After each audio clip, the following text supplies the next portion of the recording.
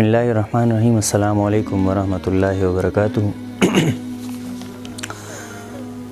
ہر مسلمان کو قرآن کی تلاوت پابندی کے ساتھ کرنی چاہیے، اپنے لیے ایک ترتیب بنانی چاہیے۔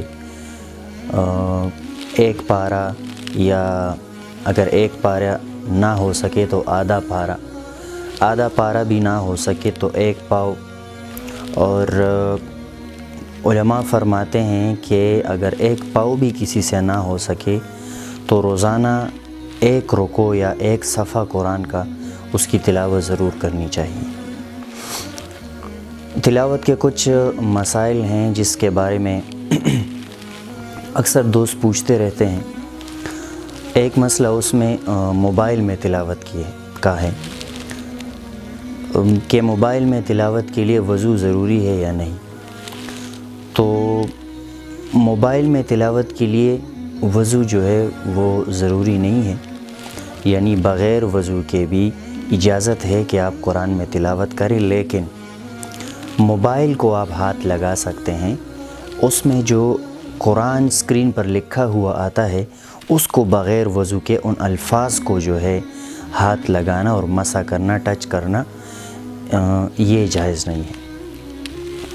دوسرا مسئلہ جو ہے کہ قرآن میں اگر موبائل میں ہم آڈیو یا ویڈیو تلاوت سنیں تو اس میں سجدے کی آیت اگر آ جائے تو اس کا کیا حکم ہے؟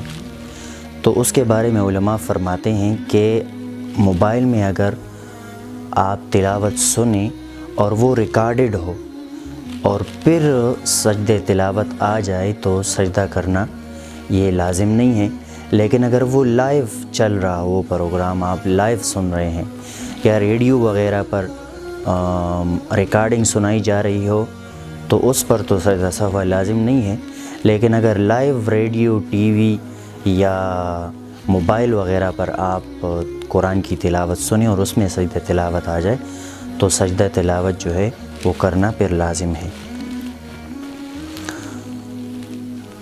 سجدہ تلاوت کرنے کا طریقہ کیا ہے؟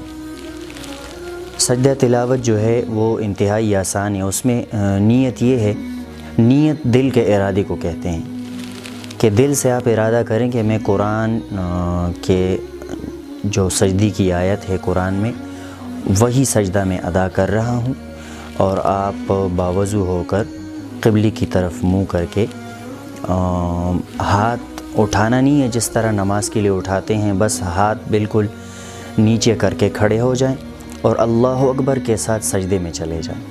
3 مرتبہ سبحان ربی الاعلی آپ پڑھ لیں اور پھر اللہ اکبر کے ساتھ آپ سجدے سے اٹھ جائیں تو سجدہ تلاوت جو ہے وہ ادا ہو جائے گا۔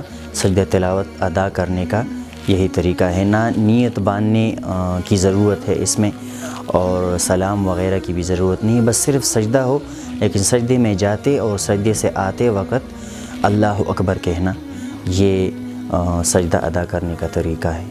اللہ عمل کی توفیق دے۔ السلام علیکم ورحمۃ اللہ۔